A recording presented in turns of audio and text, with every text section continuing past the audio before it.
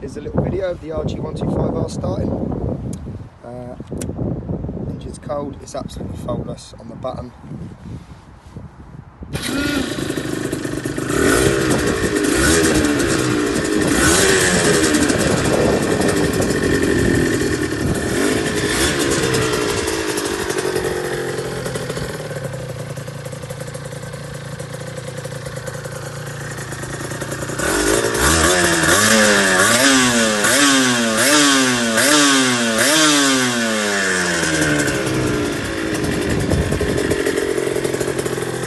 The bike runs absolutely lovely. It's smooth, quiet, very responsive. It still needs running in.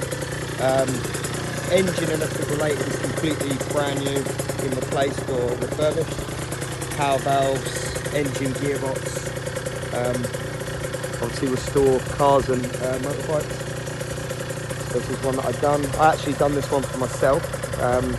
But it just hasn't even been used, not even bedded in. The engine's not even been running yet. So it will need to be run in by the new owner. Absolutely epic works on it. The lights on here.